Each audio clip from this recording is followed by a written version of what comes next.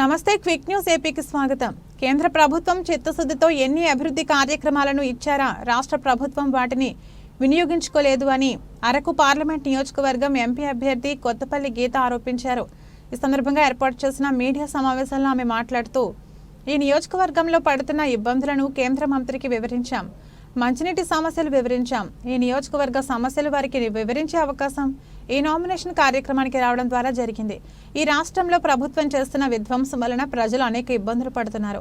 జీతాలు, పెన్షన్లు ఇస్తున్న పరిస్థితి లేదు. 7 నియోజకవర్గాలలో అనూహ్య స్పందన కనిపించింది. అభ్యర్థులను మద్దతు లభించింది. ఈ రావణాసురుడి నుంచి కాపాడుకునేందుకు మరోసారి కూటమి నుంచి గెలిపించుకోవాల్సిన అవసరం ఉంది. ప్రజలు భయపడుతున్నారు. ధైర్యంగా వచ్చిన పరిస్థితి లేదు. 3 ముక్కలాట కోసం 4.5 ఏళ్లు సరిపోలేదని, ఇప్పుడు మరలా విశాఖను రాజధాని చేస్తామని సీఎం జగన్ అంటున్నాడు. ధైర్యంగా బయటకు వచ్చి నిరసన వ్యక్తం చేసేందుకు ప్రయత్నిస్తున్న వారిపై ప్రభుత్వం దాడులు చేస్తోంది. రాబోయే ఎన్నికల్లో మోడీ గ్యారంటీ ద్వారా ప్రతి పథకం ప్రజలకు చేరువ చేసేందుకు ప్రయత్నిస్తా. బీజేపీ అభ్యర్థిగా పోటీ చేస్తున్న నన్ను వివిధ నియోజకవర్గాల కూటమి అభ్యర్థులను భారీ మెజార్టీతో గెలిపించాలని ఆమె కోరారు. కమలం గుర్తుపై వేసి గెలిపించాలని చెప్పి కూటమి అభ్యర్థులను అందరినీ కూడా భారీ మెజార్టీతో గెలిపించాలని మీ అందరి కోసం మీలో మమేకమై ఒక్కళ్ళమై మీ ఆడపడుచులమై, ఎందుకంటే నలుగురు అసెంబ్లీ క్యాండిడేట్ లేడీస్ ఉన్నారు, ముగ్గురు మాత్రమే జెంట్స్ ఉన్నారు. సో 4 + 1 5 లేడీస్ ఉన్నాం, 2 జెంట్స్ ఉన్నారు. సో మీరందరూ కూడా ఆశీర్వదించాలని, ఎందుకంటే 33% రిజర్వేషన్ అన్నారు మోడీ గారు. 33% కాదు, 50%, 60% reservation. We have got out of 7 seats, sir. We have got percentage women's reservation. 33% for 29, but we have got 60%, sir, in our constituency already. We have four MLA candidates who are females, ladies, and one MP also. So అందరూ కూడా మహిళల్ని మేము మీ ఆడపడుచులుగా భావించి గెలిపిస్తారని చెప్పి కోరి ప్రార్థిస్తున్నాను. 15 రోజులు ఇంకెంతో 15 రోజుల సమయం ఉంది. ఎందుకంటే ప్రతి ఒక్కళ్ళు గ్యారంటీగా మేము గెలుస్తామని అనుకుంటాం, కానీ నేనైతే ఒకటే భావిస్తున్నాను, ప్రజలు 100% ఈరోజు సెంట్రల్లో బీజేపీ ప్రభుత్వం ఏదైతే స్కీమ్స్ ఇస్తుందో ఆ స్కీమ్స్ ఇక్కడ అమలు చేయట్లేదు అని ఖచ్చితంగా నమ్ముతున్నారు. అండ్ ప్రజల నుంచి వస్తున్న రియాక్షన్ అయితే మాత్రం, అంటే మా అభ్యర్థులు చాలామంది రోడ్ల మీదకి వచ్చేసి జెండాలు పట్టుకొని తిరిగేస్తున్నారని నేను ఇప్పటికీ అదే చెప్తున్నాను. ఒక సైలెంట్ రెవల్యూషన్, ఒక చారిత్రాత్మక తీర్పు అయితే మే 13వ తారీఖున వస్తుంది. జూన్ 4వ తారీఖున మనం అందరం మళ్ళీ మాట్లాడుకుంటాం ఇదే విషయం గురించి. ఆంధ్రప్రదేశ్లో భారీ మార్పు జరుగుతుంది. అదైతే 100% నేను బల్లగుద్ది ధీమాగా చెప్పగలుగుతాను. రిబెల్ అభ్యర్థులు అని ఏం లేదండి. నేను ఇంతకుముందు కూడా చెప్పాను, 5 వేళ్ళు ఒకేలాగా ఉండవు. కొన్ని ఎజెండాస్ ఉంటాయి, పర్సనల్ ఎజెండాస్ ఉంటాయి. కొంతమందిని రెచ్చగొట్టి పోటీ చేయిస్తున్న సందర్భాలు కూడా కొన్ని చూస్తున్నాము. కానీ అవన్నీ సర్దుకుంటాయి. ఎందుకంటే నామినేషన్స్ విత్డ్రాయల్కి 29 వరకు టైం ఉంది. మీరు 29కి చాలా చేంజెస్ చూస్తారు. డెఫినెట్గా అందరూ కలిసి ఒకే తాటి మీదకి వస్తారు. ఒకే తాటి మీద ఉందండి, నో డౌట్ అబౌట్ ఇట్. మా గోల్, మా ఎయిమ్ ఒకటే. అభ్యర్థుల్లో నేను చెప్తున్నాను కదా, పర్సనల్ డిఫరెన్సెస్ ప్రతి ఒక్కళ్ళు అందరూ ఒకలాగా ఉండరు. సో డిఫరెన్సెస్ ఉంటాయి, కానీ చివరికి వచ్చేసరికి ఇప్పుడు ఏదైతే పవన్ కళ్యాణ్ గారు ఒకనాడు వ్యతిరేక ఓటు చీలనివ్వనన్న నినాదం ఇచ్చిన తర్వాత ఎమ్మెల్సీ ఎలక్షన్స్లో సైలెంట్గా అందరూ కూడా వైఎస్ఆర్సీపీ గెలుస్తుంది అనుకున్నారు. కానీ వ్యతిరేక ఓటు చీలనివ్వకూడదు అన్న విషయం ప్రజల మైండ్లోకి చాలా గట్టిగా వెళ్ళింది. అది మనం అనుకున్నట్టు ప్రజల అమాయకులు కాదండి. పైకి ఎలా చూపించినా సరే తీర్పిచ్చేటప్పుడు వచ్చిన వాళ్ళు కూడా బయట పంపిస్తున్నారు. ఇప్పుడు సేమ్ రిపీట్ అయింది ఈ రోజు కూడా. ఏంటండి అది? ప్రజలు వచ్చిన వాళ్ళకి రిటర్న్ పంపించారు. ఎవరు వచ్చిన వాళ్ళు రిటర్న్ పంపించారు? మా నాయకుల, మా బీజేపీలోనా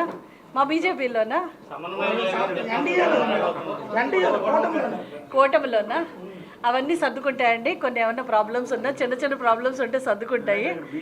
ఏమండి నాయకుల్లో మళ్ళీ చెప్తున్నాను, నాయకుల్లో ఏదైనా కేంద్రం తరఫు నుంచి కేంద్ర మంత్రివర్యులు స్టీల్ మరియు రూరల్ డెవలప్మెంట్ ఎంఓఎస్గా ఉన్న ఫగ్గున్ సేన్ కులస్తే గారు వచ్చినందుకు నాకు చాలా ఆనందంగా ఉంది. వారికి నా హృదయపూర్వక ధన్యవాదాలు తెలియజేస్తున్నాను.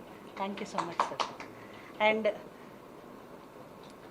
ఈరోజు మంత్రివర్యులు చెప్పిన విషయాలన్నీ ఆల్మోస్ట్ ఏంటంటే సింపుల్గా ఒక్క మాటలో చెప్పాలంటే, కేంద్ర ప్రభుత్వం ఎంత చిత్తశుద్ధిగా ఎన్ని కార్యక్రమాలు ఇచ్చినా కూడా ఈరోజు కేవలం రాష్ట్ర ప్రభుత్వం ఏదైతే చిత్తశుద్ధి లేకపోవడం వలన ఇప్పుడు జల్ జీవన్ మిషన్ అయితేనే, ఆవాస్ యోజనలో ఇళ్ళు అయితేనే, ఇప్పుడు వరకు చూస్తే మనకి ఇక్కడ డెవలప్మెంట్కి నరేగా ఫండ్స్ అయితేనే, ప్రధానమంత్రి గ్రామీణ సడక్ యోజన ద్వారా చేసింది అయితేనే, ఇక నేను ఇక్కడికి వచ్చినప్పుడు ఇంకోటి కూడా చెప్పాను, ఈ జిల్లా అయితే ఏర్పడింది కానీ ఈ జిల్లాలో ఇన్ఫ్రాస్ట్రక్చర్ ఏది కూడా జరగలేదని చెప్పడం జరిగింది. కలెక్టర్ ఆఫీస్ అవి చూసి కూడా అడిగారు, పాత బిల్డింగ్స్ చేశారా అసలు ఏంటంటే నేను చెప్పడం జరిగింది. వాటి బిల్డింగ్స్ పరిస్థితి ఎట్లా ఉందో కూడా చూశారు.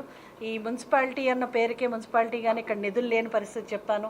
ఇక్కడ నీళ్ల కోసం జనాలు పడుతున్న కష్టాల గురించి నేను వివరించడం జరిగింది. దారి పొడుగున ఆయన మన్యం జిల్లా గురించి తెలుసుకోవాలని చాలా ఉత్సాహంగా ఇక్కడ కష్టాలన్నింటినీ కూడా అడిగి తెలుసుకున్నారు. ఇక్కడ వచ్చే మంచినీరు, రంగు నీరు వస్తుంది తాగడానికి కూడా, జనాలు ఎంతో ఇబ్బంది పడుతున్నారు మంచినీటికి అని చెప్పడం జరిగింది. నేను మొత్తం ఇక్కడున్న సమస్యలన్నీ కూడా వివరించాను. ఒక రకంగా ఇంకా పార్లమెంట్లో అడుగు పెట్టక ముందే మంత్రివర్యులు ఇక్కడ రావడం వల్ల, అది కూడా రూరల్ డెవలప్మెంట్లో ఆయన మినిస్ట్రీగా ఉన్నారు కాబట్టి ఆయనకి మన సమస్యలన్నీ ఫస్టే చెప్పడం కూడా జరిగింది. నాకు చాలా హ్యాపీగా ఉంది, ఎందుకంటే ప్రధానమంత్రి గారికి చాలా దగ్గరగా ఉంటారు ఆయన. అండ్ రెండోది ఏంటంటే ఆయన 7 సార్లు ఎంపీగా చేశారు అండ్ 4 సార్లు మంత్రివర్యులుగా చేశారు, ట్రైబల్ వెల్ఫేర్ మినిస్టర్గా చేశారు and health minister, health and family welfare చేశారు. నేను ఎంపీగా ఉన్నప్పుడు కూడా ఆయన మంత్రివర్యులుగా ఉన్నారు, అప్పుడు కూడా ఇంటరాక్ట్ అయ్యాం చాలాసార్లు. సో చాలా కూడా చిత్తశుద్ధితో పనిచేస్తారంటే 6 సార్లు ఎన్నుకోబడ్డారంటేనే మనకు అర్థమవుతుంది ప్రజల్లో ఆదరణ ఎలా ఉన్నదన్నది. ఈరోజు మనం చూస్తే పరిస్థితులు ఎట్లా ఉన్నాయంటే, మన రాష్ట్రం మొండెం లేని తల్లేని మొండెంలాగా ఉన్న పరిస్థితి చూస్తున్నాం. కాబట్టి ఈరోజు మన రాష్ట్రం అభివృద్ధి చెందాలన్న మరొకసారి అంటే 20 ఏళ్ళు వెనక్కి వెళ్ళిపోయింది రాష్ట్రం అని చెప్పి మనకందరికీ తెలిసిన విషయం అది, మరి చెప్పాల్సింది ఏమీ లేదు. అప్పులు కుప్పగా మారింది. ఇన్ఫ్యాక్ట్ రాష్ట్రంలో ఈరోజు జీతాలు ఇచ్చే పరిస్థితి కూడా లేదు, పెన్షన్లు ఇచ్చే పరిస్థితి అంతకన్నా లేదు. సంక్షేమం అనే పేరుతో ఆయన చెప్పుకుంటున్నాయి అన్నీ కూడా బోటకం అని చెప్పి ఒక్కొక్కటిగా బయటపడుతున్నాయి. సో ఏంటంటే ఒక్కసారి ఎలక్షన్స్ వచ్చిన తర్వాత అసలు రంగు బయటపడుతున్నట్టు చాలా విషయాల్లో రంగులు బయటపడుతున్నాయి, మనం చూస్తూనే ఉన్నాం. కాబట్టి నేను ఒక్కటైతే ఈ రోజుతోటి నేను ఆల్మోస్ట్ నామినేషన్ వేయకముందు 7 కాన్స్టిట్యున్సీస్లో ర్యాలీస్ చేయడం జరిగింది. అసెంబ్లీ సెగ్మెంట్స్లో అన్ని చోట్ల కూడా ప్రజల నుంచి అనూహ్య స్పందన ఉంది.